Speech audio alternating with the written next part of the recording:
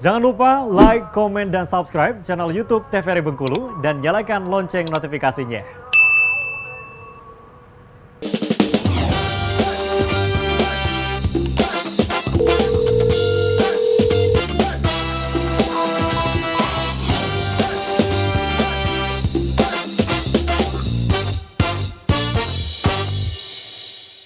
Baik pemirsa, kembali lagi di Dokter Kito, tentunya bersama Kita Sehat. Masih bersama Dr. Yovansyah nih yang masih akan melanjutkan slide-nya untuk menjelaskan mengenai bahaya rokok konvensional dan elektrik. Silakan dokter.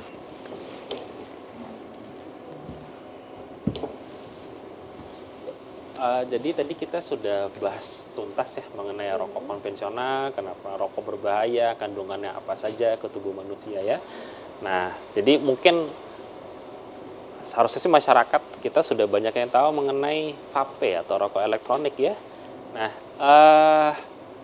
kenapa sih jadi lebih populer sih di kalangan masyarakat, terutama anak muda? Karena kalau kita lihat di perbandingannya, pada rokok elektrik itu dia tidak memakai daun tembakau. Jadi dia bukan membakar daun dan zat-zat tersebut, tapi dia dengan cara dari, kan sediaannya banyak ya rokok elektrik itu ya. Saya juga tidak hafal, cuma intinya adalah ada zat cairan kimia itu dipanaskan, nah uapnya yang dihisap. Jadi rokok elektrik seperti itu. Nah, kalau bisa dibilang keuntungannya apa sih atau kelebihannya apa sih dibandingkan rokok konvensional? Yang pertama, dia tidak menghasilkan, tidak ada tar dan tidak ada karbon monoksida.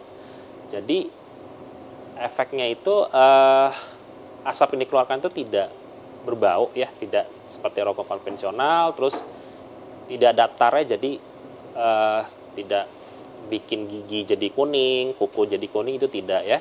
Dan kemudian rokok elektrik itu karena dia dari cairan, jadi bisa ditambahin rasa.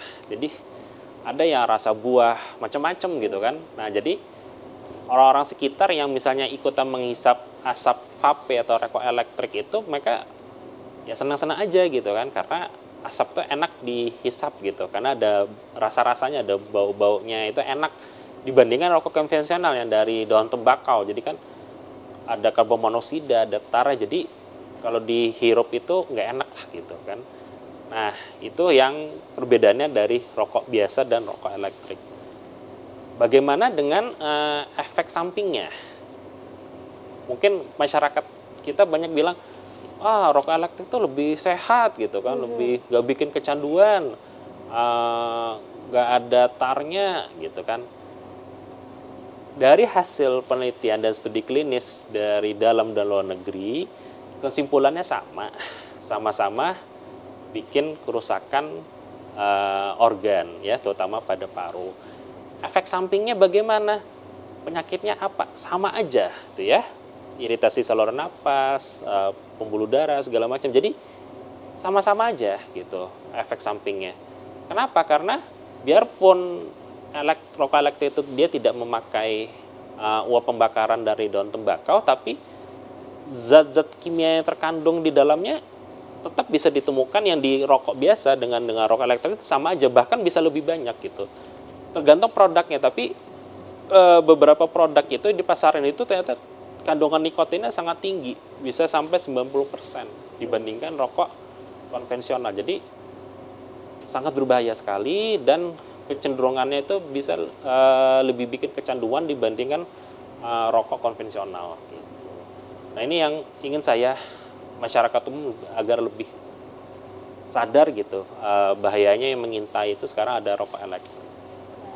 Kalau untuk perokok pasifnya sendiri nih dok, kan sebenarnya kalau rokok yang elektrik itu asapnya lebih kayak banyak gitu ya dok ya. Jadi walaupun sebenarnya kita hirupnya lebih enak baunya, cuman bahayanya tetap sama dok. Bahayanya tetap sama. Jadi dari hasil penelitian sama aja, baik rokok aktif, rokok pasif dari rokok elektronik dibandingkan rokok konvensional kurang lebih sama.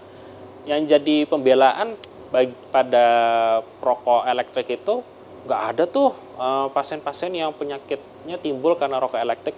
Sebenarnya ada, cuma karena ini barang baru, jadi studinya masih terbatas. Cuma dari yang sudah ada tuh ya kurang lebih sama gitu efek sampingnya.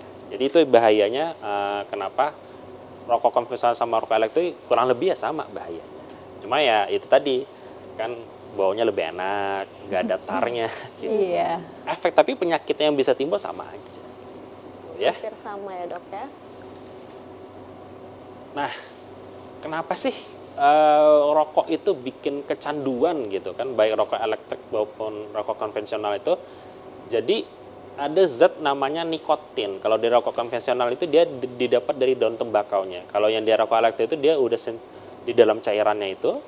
Jadi nikotin itu pada saat masuk ke dalam tubuh setelah dihisap, itu akan merangsang otak untuk memicu pelepasan zat-zat hormon, salah satunya itu dopamin. Nah, dopamin ini nih zat yang kalau dia keluar itu membuat kita tuh lebih melek, kita tuh lebih moodnya lebih enak gitu kan, memberikan rasa nyaman lah gitu. Jadi makanya kalau apalagi mungkin yang pria-pria yang sudah tua gitu kan, kalau nggak ngerokok rasanya ada yang kurang gitu. Nah, karena memang efek samping dari nikotinnya ini yang bahaya. Jadi pada saat perokok yang sudah terbiasa merokoknya banyak, nikotinnya banyak, begitu dihentikan mereka akan merasa ada sesuatu yang kurang. Nah ini yang memutus rantai ini yang susah itu, karena tergantungan nikotin ini ternyata sangat berat untuk dihentikan pada terutama pada perokok-perokok yang sudah terbiasa setiap hari itu misalnya sehari itu 1 bungkus. Nah nikotinnya itu yang masuk ke dalam tubuh itu banyak sekali. Itu ini yang sangat susah untuk kita tata laksana seperti itu ya. Oke. Nah ini tadi saya bilang berkaitan dengan gejala ketergantungan nikotin itu, jadi ada namanya nicotine withdrawal syndrome. Jadi itu tadi saya bilang, jadi biasa perokok aktif yang sudah biasa merokok banyak sehari-hari, begitu mereka putus asupan nikotinnya, ada namanya nicotine withdrawal atau gejala ketagihan nikotin. Jadi susah tidur, moodnya nggak enak, ya,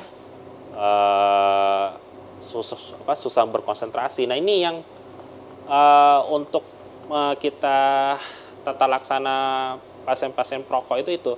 Jadi misalnya kayak gini, pengalaman saya, misalnya pasien-pasien para pria yang sudah usia lanjut ya, biarpun mereka sudah sakit nih, misalnya ada kankernya atau ada TBC-nya gitu kan, mereka tahu itu salah satunya efek samping dari perokoknya itu mereka udah tahu, tapi mereka tetap nggak bisa ngelepas rokok karena itu tadi gejala ketagihannya itu. Jadi mereka setelah sekian tahun ada yang kurang. Nah itu gejala ketagihan nikotin atau nicotine withdrawal syndrome-nya. Nah ini yang susah untuk kita tata laksana gitu ya. Nikotinnya ini yang sangat jahat lah gitu. Karena bikin ketagihan, tapi pada saat kita hisap rokok maupun konvensional elektrik itu zat-zat kimia yang lain juga masuk. Nah itu yang susah ya untuk kita tata laksana ya. Nah ini yang saya ingin agar masyarakat awam tahu, berhenti merokok itu susah. Inilah penyebabnya, gejala ketergantungan nikotin. Jadi harus diniatkan, harus cari bantuan dari tenaga profesional agar ya bisa berhenti merokok. Kalau masyarakat awam nanya nih dok, boleh nggak misalnya diganti sama permen gitu, atau misalnya ada nggak yang mirip sama rokok tapi sebenarnya dia nggak membuat gejala seperti rokok gitu? Ini tahan dulu dokter nih, nanti dijawab ya tentunya pemirsa setelah jeda pariwara berikut ini, tetap di Dokter Kita.